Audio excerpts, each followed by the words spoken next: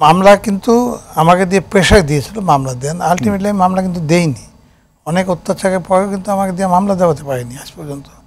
তো যখন এটা হলো তখন তো এক্ষেত্রে আমাকে দুইজন চলে গেল, ওই যে এনবিআর এর লোকজন।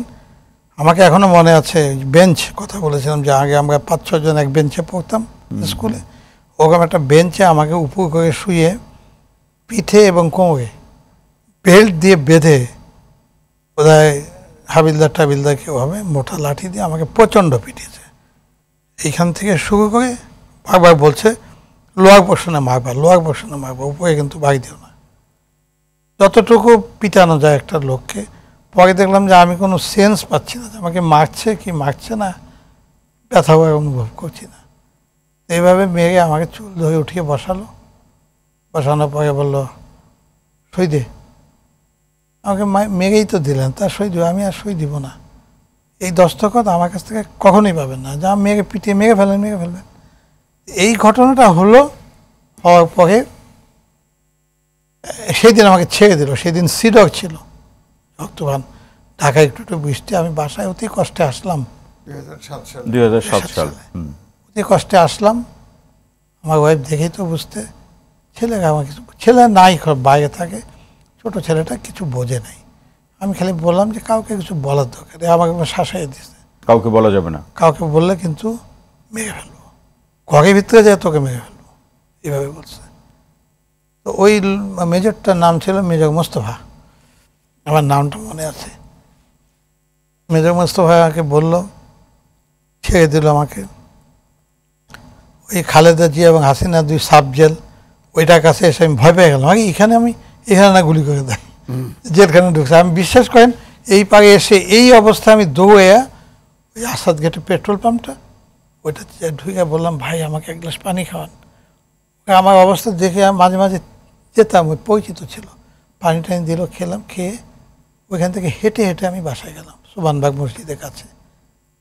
আমার ওয়াইফ তো দেখেই বলছে চিন্তা কিছু নেই, আমি ঠিক আছি, কিন্তু রক্ষা যে কোথাও ফাটে টাটে নেই, রক্ত হয় নেই, সব ফুলে গেছে।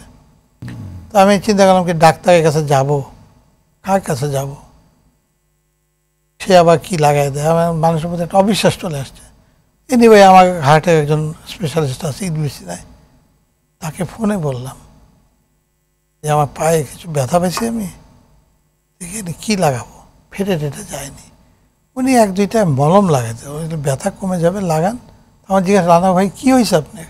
আমি না তেমন কিছু না, এই খেলাধুলা করতে গিয়ে একটু ব্যথা পেয়েছি, তাকে বলিনি। তো ওই অবস্থায় আমাকে 2 দিন পরে ব্রিগেডিয়ার মাসুদের নাম তো শুনেছিলেন, ওই টাস্ক ফোর্সে উনি ছিলেন মালিক। তো এইটা জেনে আমি আমার বড় ভাই বললাম তাকে যে তুমি দেখো, তুমি বিচারপতি হয়ে গিয়ে, উনি তখন কিন্তু ইলেকশন কমিশনার, প্রথম ইলেকশন কিন্তু উনি ইলেকশন কমিশনার ছিল। আমি বললাম একটু দেখো না, কিছু করতে পারো নাকি। তো জাস্টিস হিসাবে ওনার যথেষ্ট ইনফ্লুয়েন্স ছিল, নাম করা ছিলেন উনি, এখনও সবাই তাকে জাস্টিস নাইমুদ্দিন বললেই চিনবে। তো উনি ওনার ইস্যুই হয়তো আমাকে ওই পাসপোর্ট আর ইটা ফেরত দিল। তাও আমি একা আনতে যাইনি, এক সাংবাদিককে বললাম যে আমাকে নিয়ে আসতে বলছে মাসুদ সাহেবকে পিএস। তো উনি বলে না যাবেন না, আমি আগে যাই। ও আবার ক্রাইম রিপোর্টার, ওদের সাথে খুব খাতে, গিয়ে আমাকে এসে খবরদার আপনি যাবেন না, গেলে তো কিছু করতে পারবে না, ওটা দিয়ে দিবে কিন্তু পিটাবে, আপনি যায়েন না। এইটা আবার আমি পিএসকে বললাম যে আমি তো ভয় পাচ্ছি যেতে একা।